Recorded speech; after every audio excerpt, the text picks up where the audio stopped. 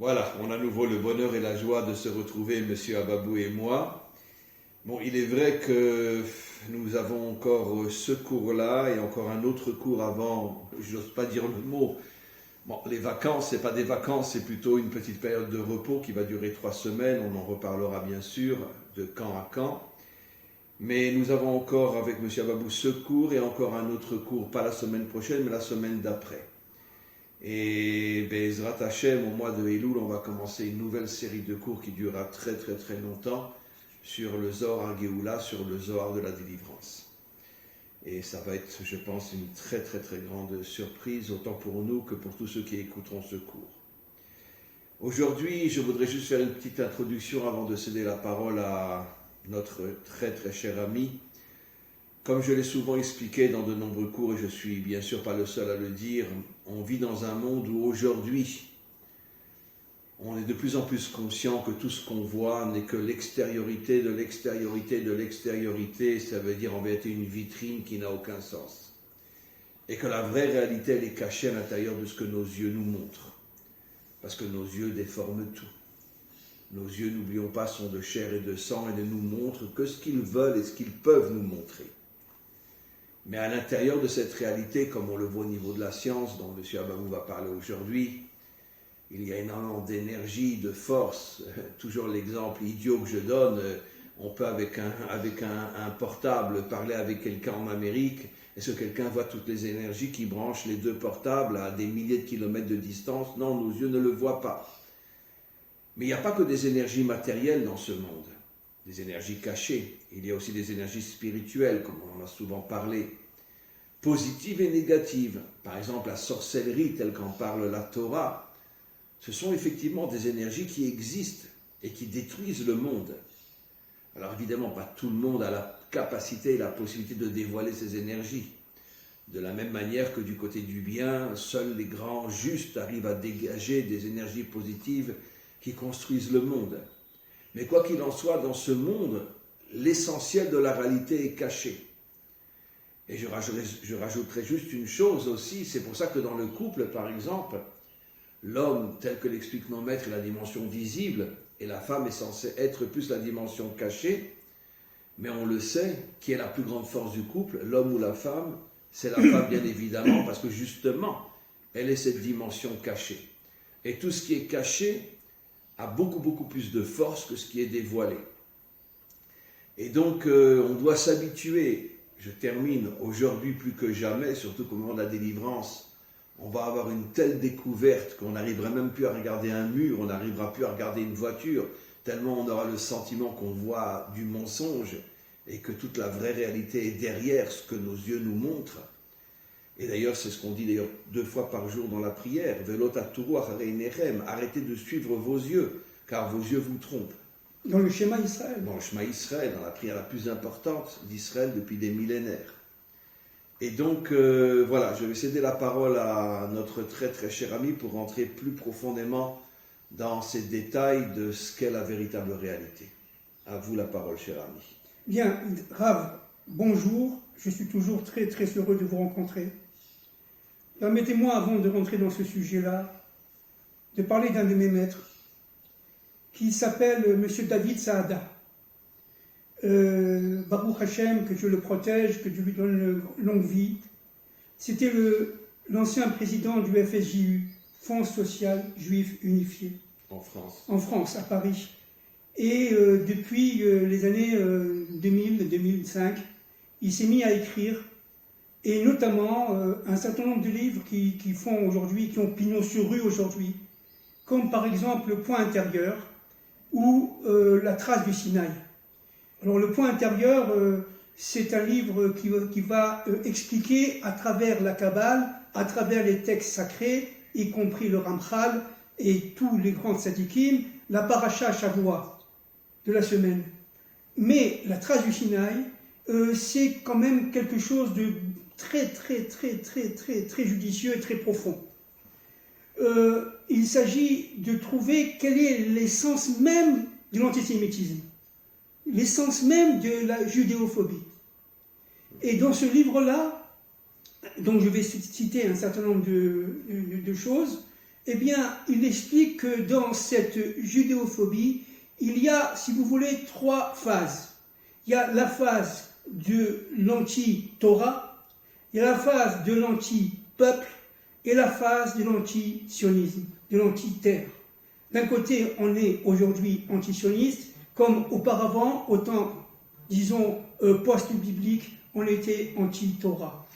Juste pour confirmer ce que vous dites, Rachi explique que la source première dans la Torah, il le dit, je ne sais plus dans quel paracha, que la source première de l'antisémitisme, c'est l'anti-Dieu. Exactement. Ça veut dire que les antisémites ne veulent pas le vrai Dieu. C'est ça. Ils ne veulent pas un Dieu qui est associé à nous dans ce monde. Exactement. Et comme ils savent que la mission d'Israël est de dévoiler Dieu dans ce monde, étant contre Dieu, ils sont contre son envoyé qui est censé le dévoiler dans ce monde. Exactement. Évidemment, je montre le livre, je me permets de montrer le livre, d'accord, la trace du Sinaï, hein, ok. Et donc, dans ce livre-là, monsieur David Saada dit une chose grave que vous venez de dire d'ailleurs. Ce qui se passe, c'est qu'en fin de compte, il y a eu la faute d'Adam Arishon, il y a eu la faute du premier homme, et à partir de la fin, bon, on va pas y revenir, mais ce qui est très important de comprendre, c'est que dans cette faute, il y a eu, si vous voulez, un refoulement du désir, d'accord, vous voyez, d'être, du désir d'accomplir. C'est ce que la Torah dit, tu manges de cet arbre, tu meurs. Voilà, exactement. Ça veut dire que tu vas aspirer à la mort, exactement, même sur le plan idéologique, exactement, la séparation entre l'âme et le corps, exactement, la séparation entre le monde d'en haut et le monde d'en bas, exactement, et tu n'aspires plus à la vie, c'est qui est l'union entre le monde d'en haut et le monde d'en bas. C'est ça. Donc il y a eu, si vous voulez, ce refoulement que les nations ont en elles, elles en souffrent beaucoup, Israël aussi, d'une manière inconsciente. Mais le travail d'Israël, la fonction d'Israël, c'est de réveiller ce désir premier, ce qu'on appelle le désir premier. Et ce réveil du désir premier, dit M. David Saada, n'est-ce pas, a été déjà compris par Freud. Freud, dans son livre Moïse et le monothéisme, bon, c'est un livre qui est complètement dépassé, les thèses sont presque saugrenues, mais ce que dit Freud par rapport à ça, c'est très juste. C'est le conflit oedipéen.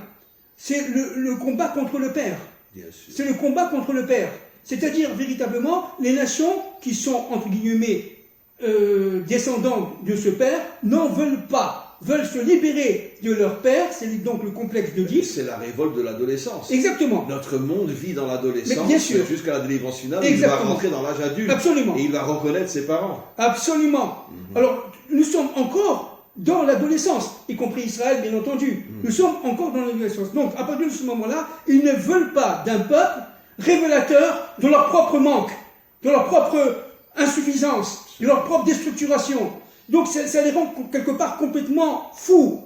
Parce que, tout simplement, à chaque fois que ce peuple existe, il y a tout simplement en eux la capacité de comprendre leurs fautes. Ils n'en veulent pas. Donc on remet en cause toute leur inconscience. Bien que les Juifs et leur vécu authentiques sont minoritaires dans chaque génération, et Dieu sait qu'on le sait, il suffit d'étudier le Nar, la Bible, pour voir que dans chaque génération, il n'y avait que quelques centaines de justes parmi tout le peuple d'Israël. Aujourd'hui, il y en a encore moins que ça.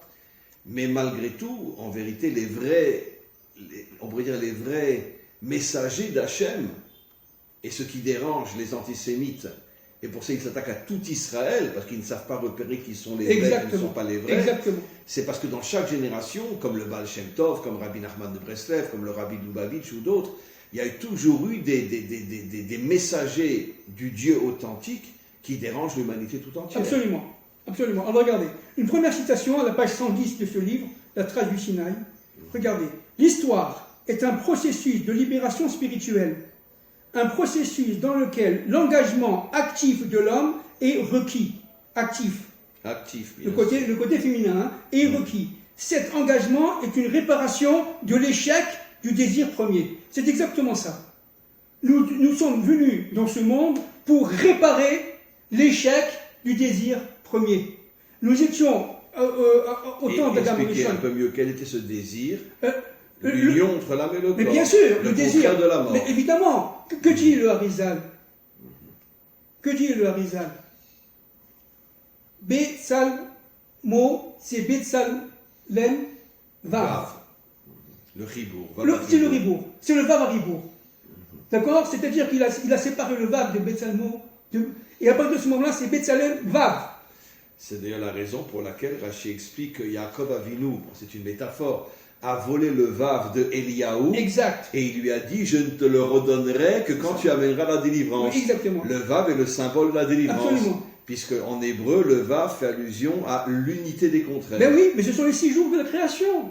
Ce sont les 6 jours de la création.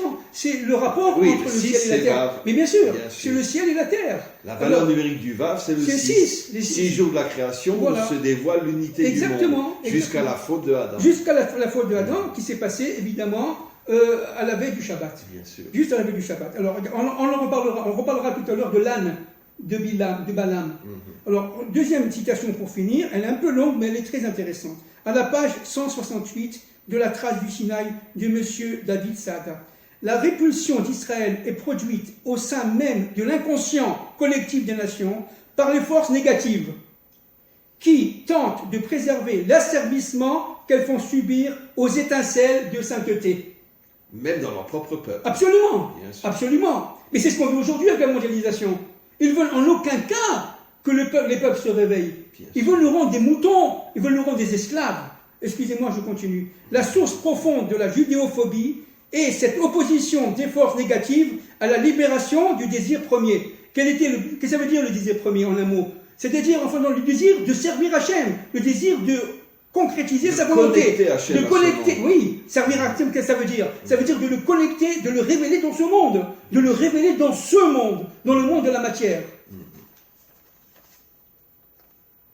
Alors, à la libération du désir premier, le don de la Torah attire les étincelles de sainteté, mais en même temps suscite l'opposition acharnée des forces négatives à cette libération. On a reçu ça au mont Sinaï. Sinaï, tout le monde sait ça, ça veut dire aussi Sina qui veut dire haine. La haine. À partir du moment où on a reçu la Torah, les dirigeants des nations ont poussé les nations à nous haïr. Exactement. Car le mot Sinaï veut dire aussi la haine. Exactement. On reçoit le bien d'un côté et l'explosion de la haine. Exactement. C'est par la rencontre des inconscients collectifs d'Israël et des nations que sont produits aussi bien le désir de délivrance des étincelles de sainteté que la réaction des forces négatives pour préserver leur emprise sur elles. Ça, c'est très important. C'est-à-dire qu'en fin de compte, par l'antisémitisme, par la haine, par la déstructuration, j'allais dire aujourd'hui, par le fait que les élites puissent dominer le monde, eh bien, ça va réveiller les forces du bien qui sont dans l'humanité.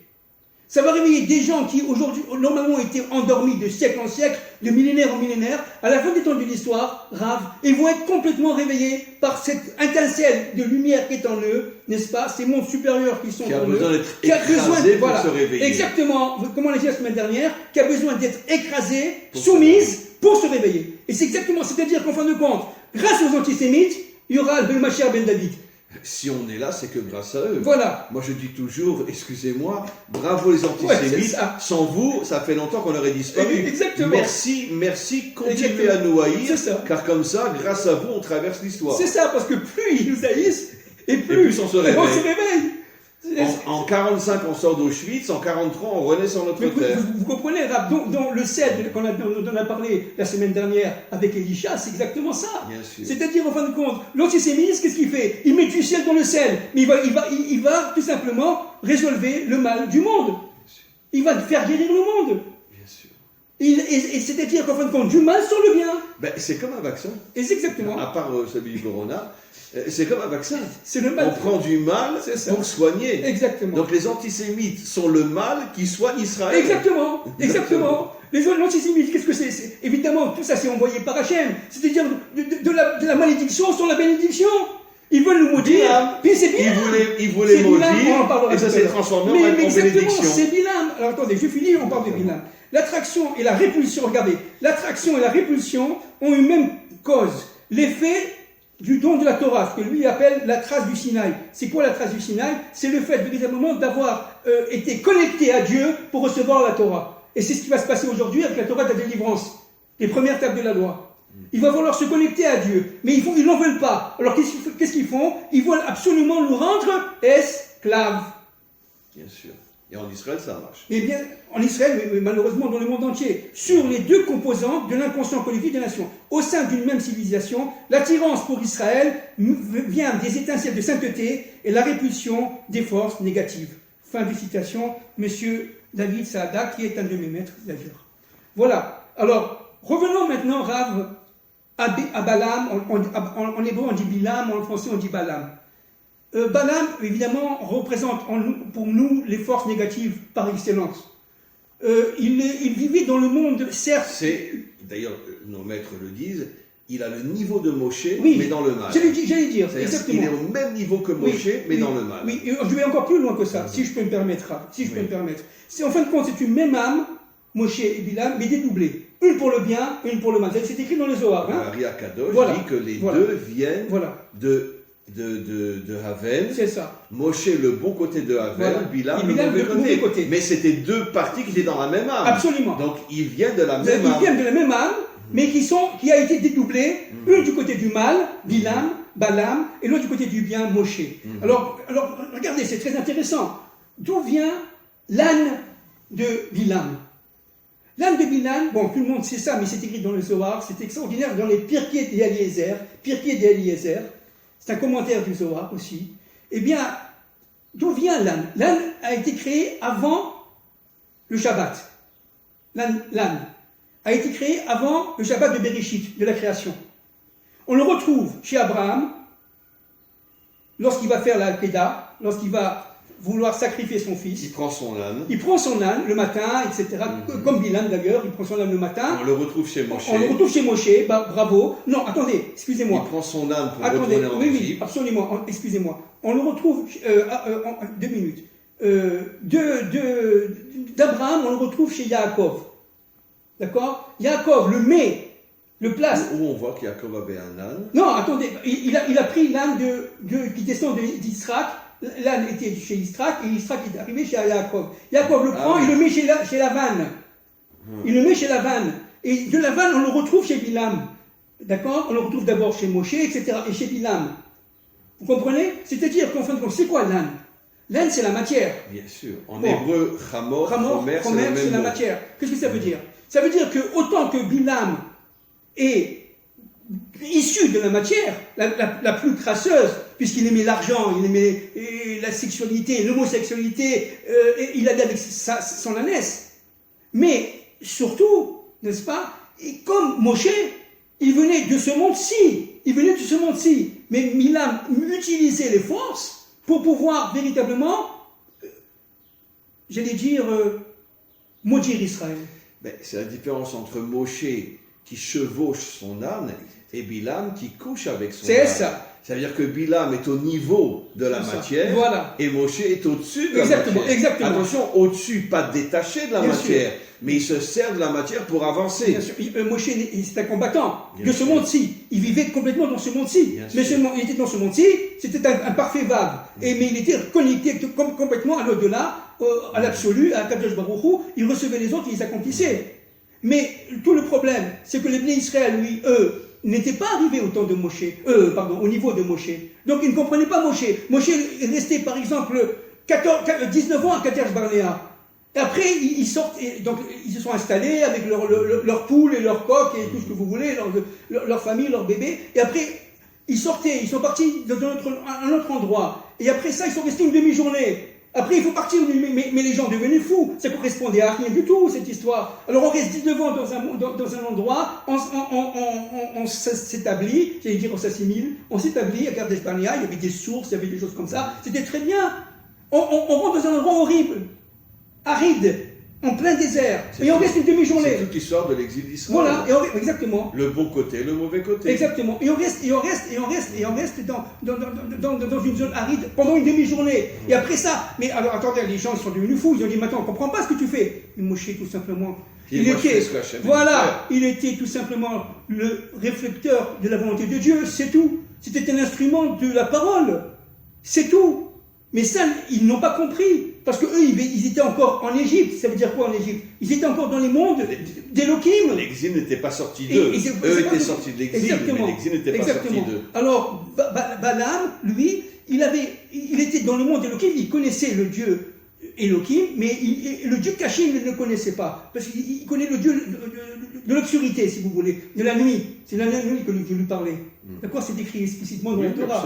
Dans la nuit. Donc, il connaît le Dieu de l'obscurité, c'est-à-dire le Dieu de toutes les sciences physiques et ésotériques qui étaient dans ce monde. D'ailleurs, le mot Elohim en hébreu a pour valeur numérique la nature. La nature, 84. Absolument. D'accord? 84, la nature, Ateva. Ateva, pour dire que le Dieu Elohim se cache dans la nature. Exactement. Et donc Bilam pensait tout simplement communiquer avec le Dieu réel, le Dieu d'Israël. En fin de compte, il ne connaissait pas le Dieu qui était caché derrière ça. Bien sûr.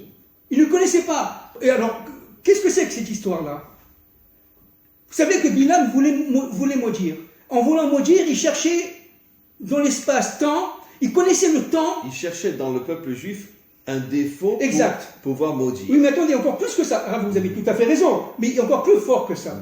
Il se connaissait, disent les Ramim, disent les maîtres des secrets, il connaissait le temps, le moment où Dieu était en colère.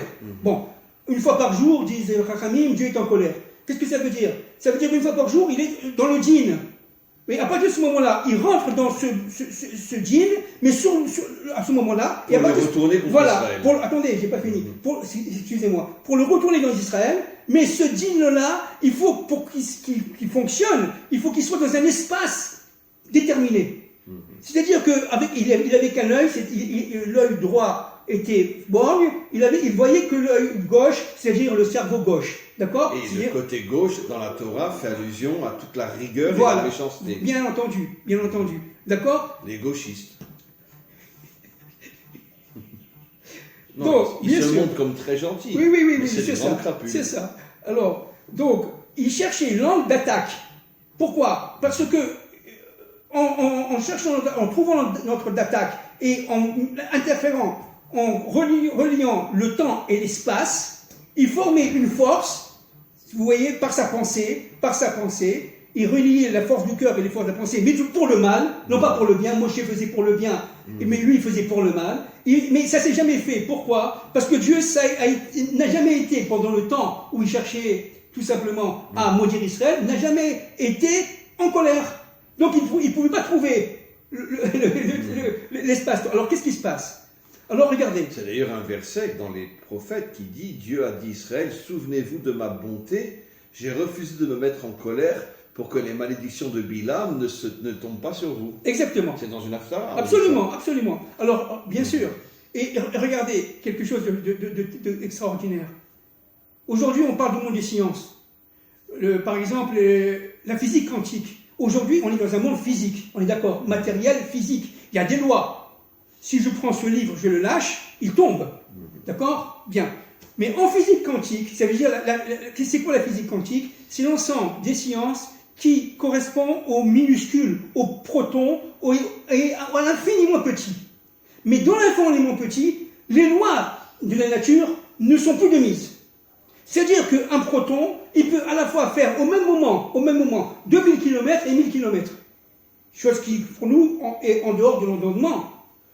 Au même moment, il est capable de traverser... Ce qui prouve que le monde caché à l'intérieur de la nature ne fonctionne pas d'après la nature. Absolument. Ce qui veut dire, c'est ce que nos maîtres appellent le Oraganum. Exactement. La lumière cachée. C'est exactement ça. Ça veut dire qu'il y a plein de forces spirituelles dans le monde de la nature qui ne fonctionnent pas selon les règles de la nature. C'est ça. Alors, ce qui est très intéressant... Et on le voit même au niveau de la science. Ben oui, alors, au niveau de la science, je parle cette fois-ci au niveau vraiment scientifique. Bon, je ne suis pas un grand connaisseur, mais j'ai quand même pas mal étudié les sciences quantiques. Depuis Einstein jusqu'à aujourd'hui, n'est-ce pas? On n'arrête pas de chercher.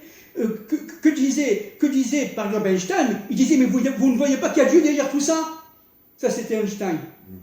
Et ce qui est très intéressant de comprendre, c'est qu'en fin de compte, ce proton, ou cet infiniment petit, cet atome infiniment petit, n'est-ce pas, qui n'avait pas les règles qu'on connaît nous. Il était capable à la fois de tourner autour d'un cercle, point par point, et de faire le cercle en même temps. Vous comprenez? Ça veut dire qu'on est en dehors du temps de l'espace. Deux choses contraires. Exactement. Deux choses contraires. Ce qui correspond dans les sphirotes à la sphère de Tiferet. Oui, exactement. Qui est l'union des contraires. C'est exactement ça. Absolument. C'est exactement ça. Et la force de Yaakov, ça a été toute la de réunir. délivrance dépend de de sa capacité de dévoiler Voilà. Justement, l'intériorité de la nature qui correspond à la sphère de C'est exactement ça. L'union des contraires. L'union des contraires. Alors évidemment, ça s'appelle le champ quantique. Alors nous sommes tous, nous, si vous voulez, des formes, de la matière, mais en fait, au temps du Mashiach ben David, on comprendra exactement que nous sommes tout simplement, comme un mot dans la Torah, des forces cristallisées en matière. C'est-à-dire des énergies cristallisées qui prennent la forme d'une matière. Au niveau de notre extériorité. Oui. Mais quand on va arriver à pénétrer notre intériorité, on va être au-dessus de la nature. Bien sûr, on va être complètement. Pourquoi? Parce qu'on va intégrer les autres mondes. On va intégrer les autres mondes. Quelqu'un qui, si vous voulez, quelqu'un qui passe de ce monde-ci à l'autre monde, comme on dit qu'il meurt, ça veut rien dire, mais enfin qu'il meurt. Qu'est-ce que ça veut dire? Il passe d'un monde à un autre. Évidemment. Mais dans les autres mondes, ils sont où? Et c'est ça la force, c'est qu'ils sont dans notre monde. Mais seulement dans notre monde, on ne le voit pas. Pourquoi? Parce qu'on n'a que des yeux. De chair. De chair. Alors vous avez le champ. Oui. Alors qu'est-ce que c'est qu'un champ quantique? C'est d'une manière extrêmement synthétique. C'est en fin de compte un ensemble d'énergie, de forces, qui se relient les unes par rapport aux autres, regardez, comme les champs neuronales, les neurones, et qui, à partir de ce moment-là, forment une force incommensurable. Alors pour le bien ou pour le mal. Pour le bien ou pour le mal.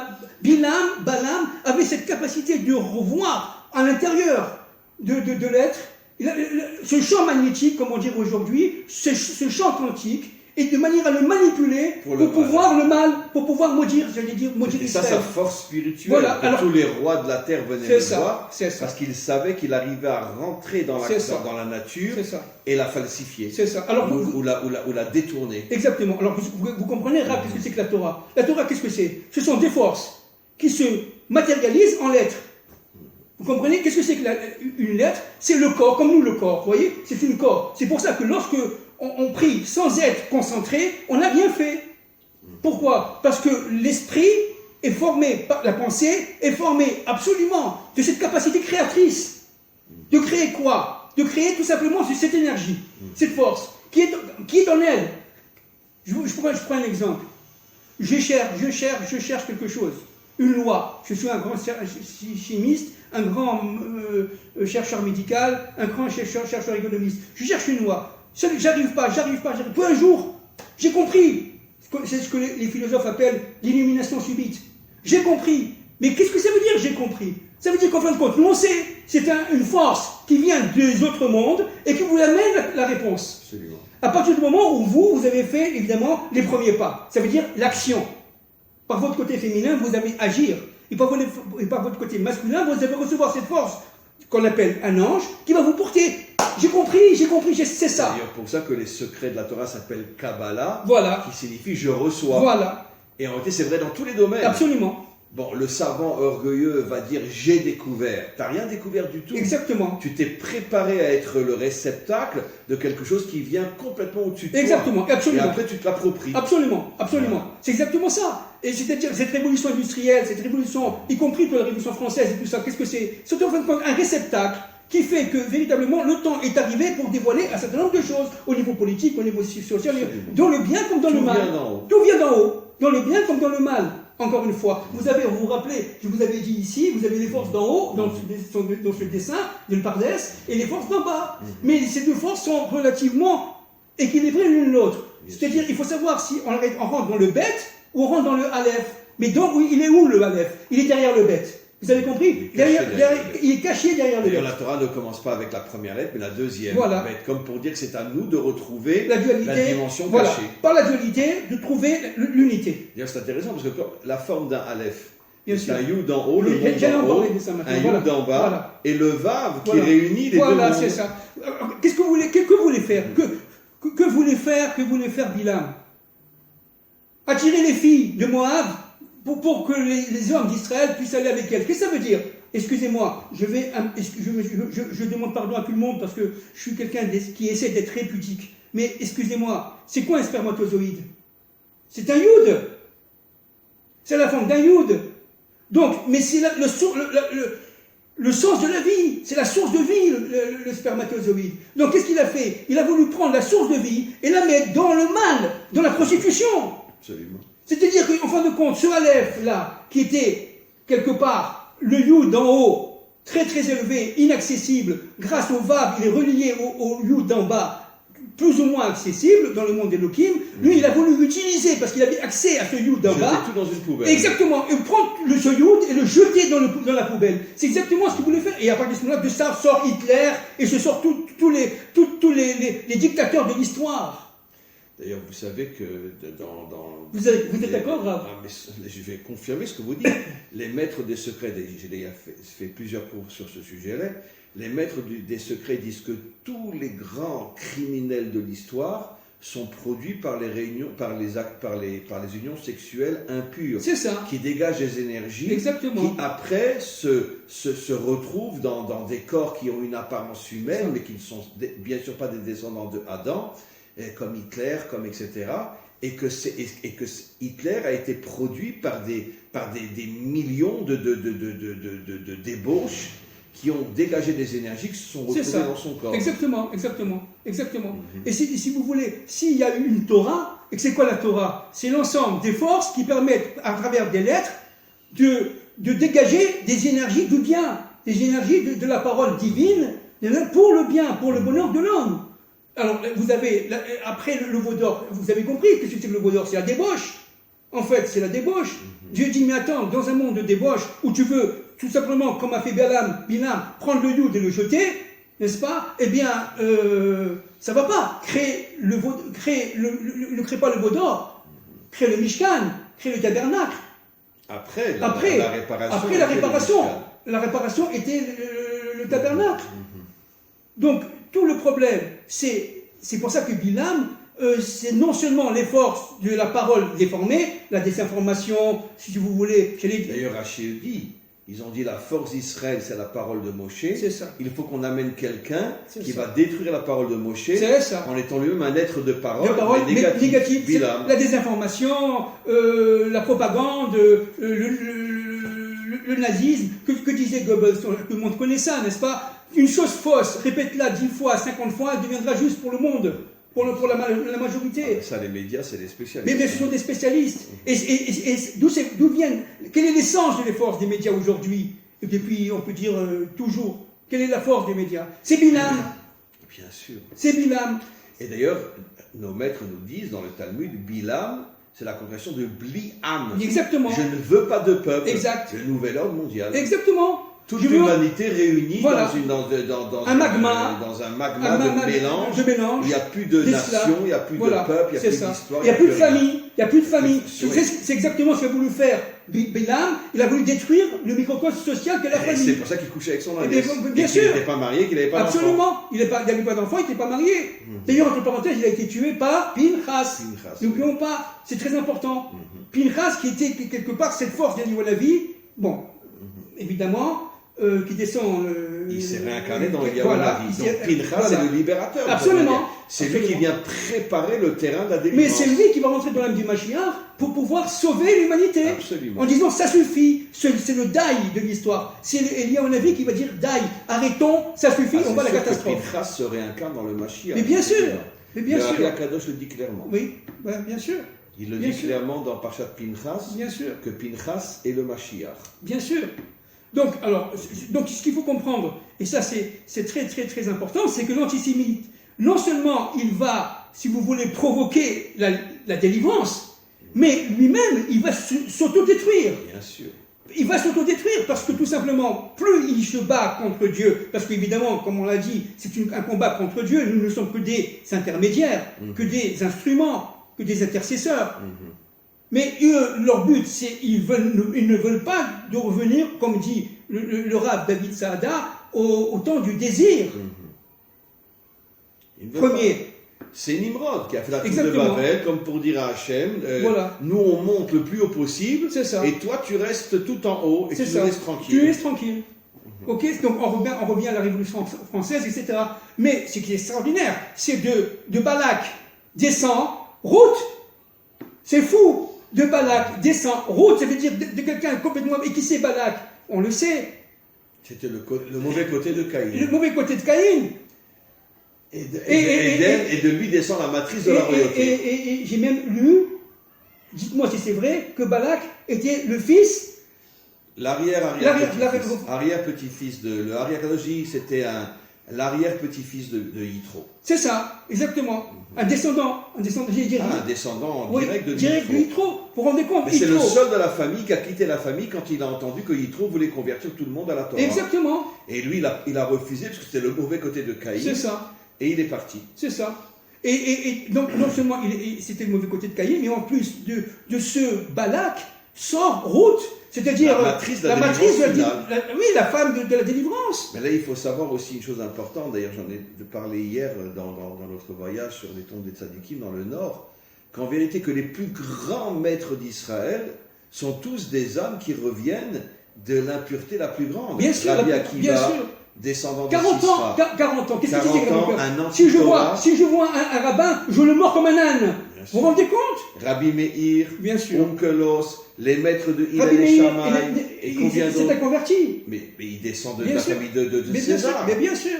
Et Onkelos descend de la famille de Méron, pas de Méron, de Néron, oui. Et où c'est Rabbi Meir, je ne sais plus. Mais en tous les cas, combien les plus grands maîtres d'Israël, c'était quoi en vérité? C'est des âmes capturées par l'impureté pour les empêcher de se dévoiler, parce que l'impureté savait que si ces âmes se dévoilent, elles amènent la délivrance. Exactement.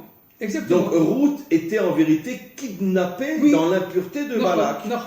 Mais de Ruth, quelle est la racine de Ruth? C'est une des filles de Lot.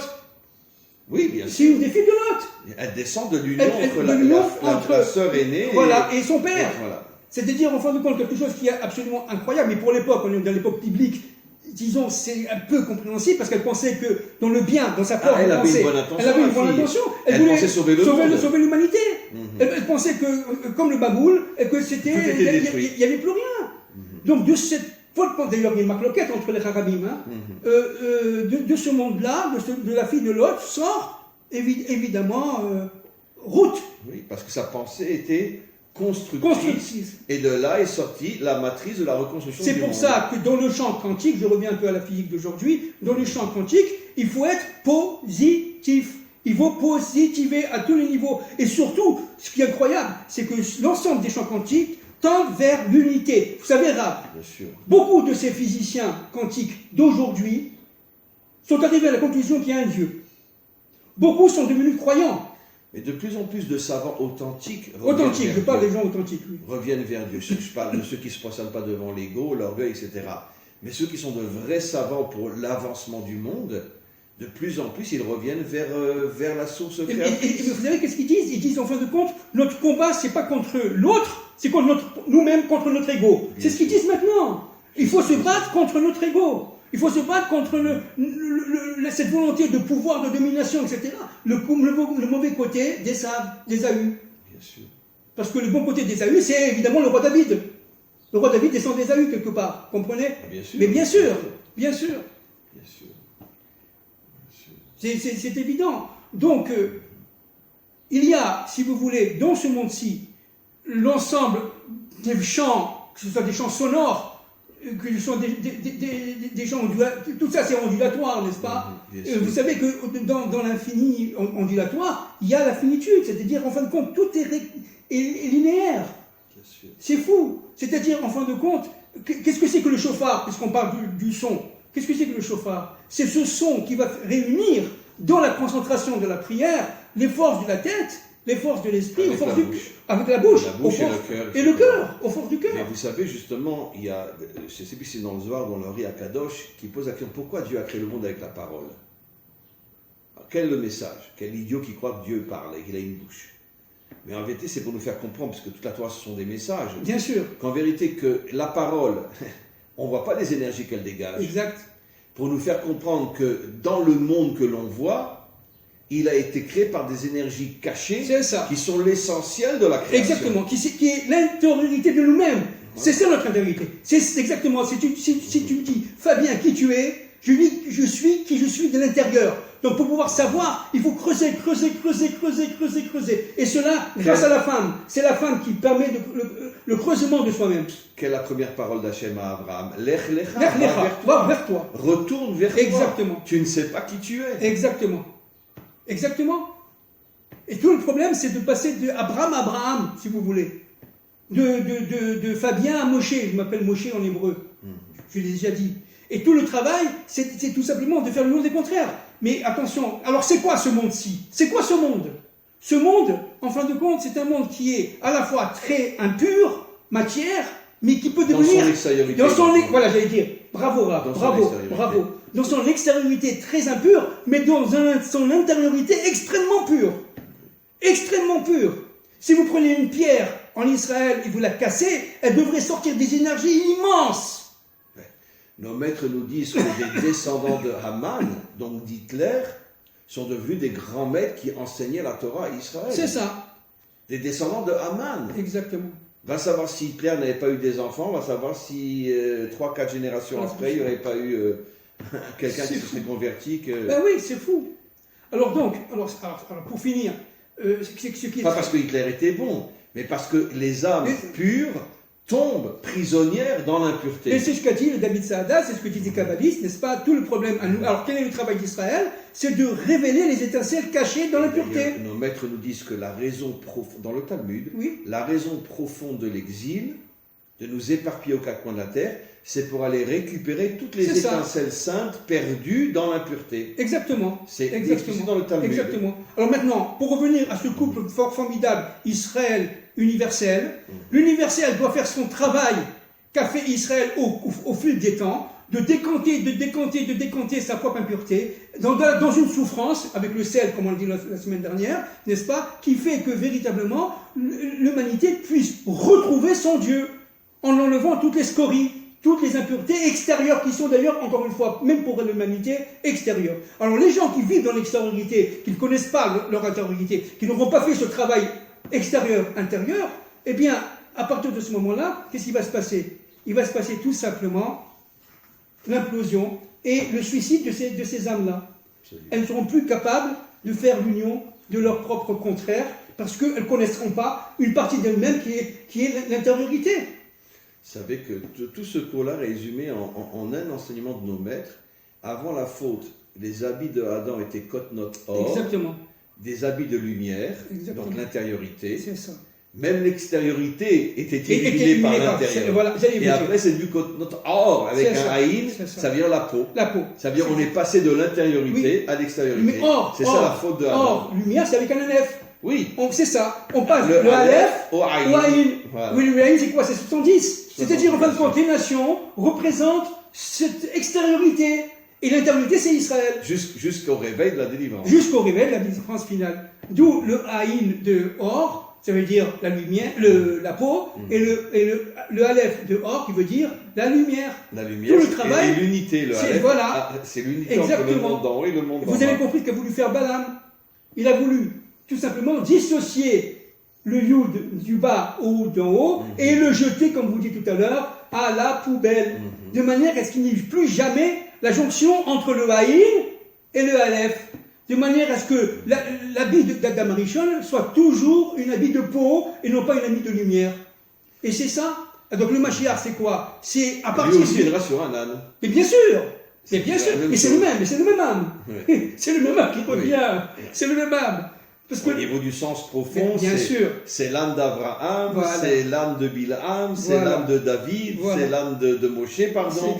C'est l'âme du Mashiach. C'est ça. Ça veut dire comment tu gères la matière. C'est exactement ça. Est-ce que tu vis avec, c'est ça, ou tu t'en sers pour avancer? C'est ça. Voilà, c'est pour ça que le chauffard joue un rôle très important pour le réveil. On va bientôt passer au mois des Louls.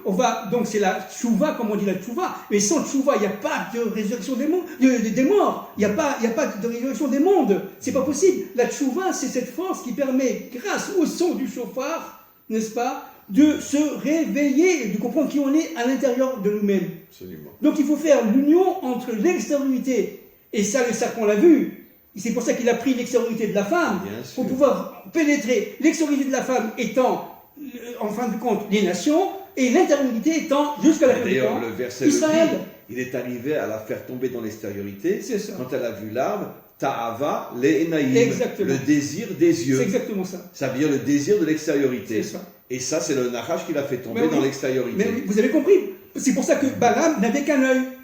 Et il n'avait pas les deux yeux. Ça veut dire non seulement il n'avait pas les deux yeux, Parce mais que en dans le plus il y a sens une profond, les deux yeux, les deux bras, les deux jambes, les deux narines représentent l'extériorité et l'intériorité. C'est ça. Le côté droit, c'est l'intériorité. Exact. Le côté gauche, l'extériorité. Exactement. C'est pour ça que dans tout notre corps, C'est exactement. on est doublé. C'est exactement ça. Pour nous montrer que le corps, l'être authentique, il unit l'intériorité Voilà. et l'extériorité. Exactement. Le Et bras puis gauche. là, on n'avait que le côté Et gauche, il n'avait que le côté gauche. que le côté C'est extérieur. que le côté extérieur. C'est pour ça qu'il allait avec les filles. Il devenait fou. Il devenait fou. C'est incroyable comment.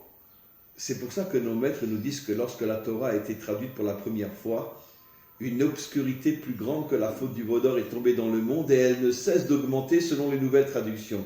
Parce que toutes les traductions, c'est les plus grandes falsifications de la Torah. Pourquoi ? Bien sûr. Parce que seul celui qui connaît les secrets de l'hébreu peut arriver à comprendre, ne serait-ce qu'une partie de tous les messages cachés, infinis, qui sont cachés derrière les lettres hébraïques, derrière les phrases hébraïques. Mais quand je lis un verset en français, Exact. comment voulez-vous que je puisse recevoir le vrai message de la Torah ? Bien sûr. C'est impossible. Bien sûr. On C'est parle impossible. de Dieu, on ne parle pas d'Elohim et du Kivavke, on parle de Dieu, par exemple.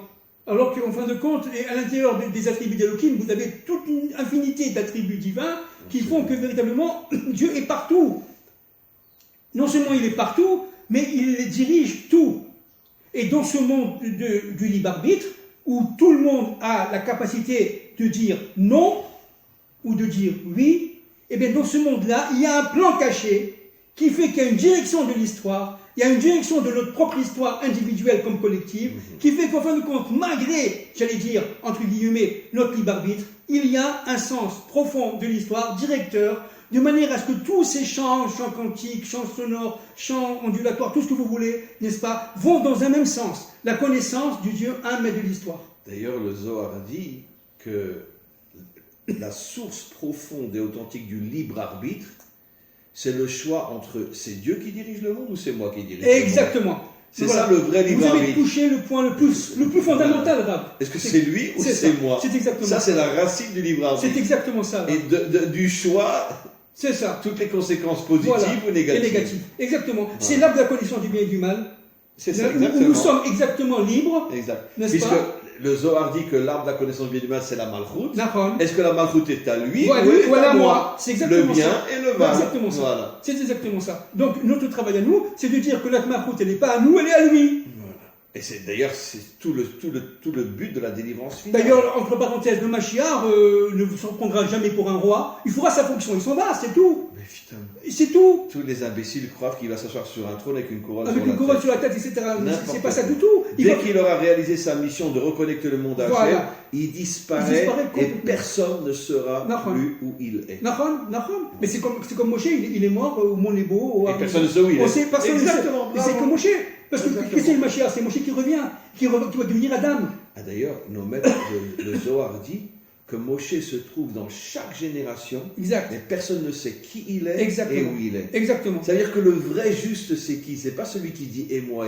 Exact. Le vrai juste, c'est celui qui s'efface C'est ça. pour mettre en avance Hachem. C'est ça. Ça, c'est le juste C'est authentique. exactement ça. Donc c'est quelque chose Donc de le fabuleux. Mashiach, qu'on ne s'attende pas à ce qu'il s'assoie sur un trône avec une pizza, une couronne sur C'est la tête. certainement pas le Père Noël. Non, C'est certainement tout. C'est pas ça du tout. pas. Non, c'est l'anticulte de l'homme par excellence. C'est exactement ça. Voilà. Chers amis, on va conclure, parce que vraiment, c'était encore une fois de plus un cours d'une puissance inimaginable. Ma conclusion, je vous laisse après la vôtre, c'est de faire comprendre à tous ceux qui écouteront ce cours qu'il faut absolument sortir du monde de l'extériorité. Parce que la vie authentique, la vie vraie, et surtout la capacité de sentir pourquoi on existe, c'est uniquement pour ceux qui sont capables de fermer les yeux sur l'extériorité et d'ouvrir les yeux spirituels sur l'intériorité. Et là, on devient un homme authentique.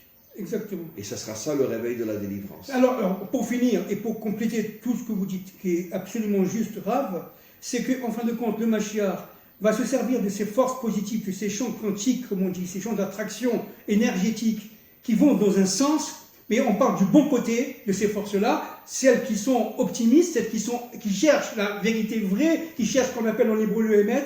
Il va les utiliser et ensemble, ils vont former un mouvement qui fait que véritablement toutes les forces du mal vont se décanter. D'ailleurs, Et vont se déstructurer, ils vont disparaître. Emet, mais Eres Titzmar. Voilà. Ça conclut tout notre cours. Exact. La vérité sortira de la matière. C'est ça. Et elle ne viendra pas du ciel. Bien sûr. Ça veut dire que la vérité est cachée à l'intérieur de la matière. C'est ce que Absolument. dit le verset explicitement. Exactement. La vérité sortira de la terre. Non seulement la vérité sortira de la terre, mais Dieu est à l'intérieur de la terre dans toutes ses dimensions. Mais caché, complètement caché. Merci beaucoup. Et on se retrouve pour le dernier cours, pas la semaine prochaine, la semaine d'après. Le dernier cours avant notre petit repos si nécessaire. Et encore une fois, merci beaucoup pour cette intervention absolument sublime.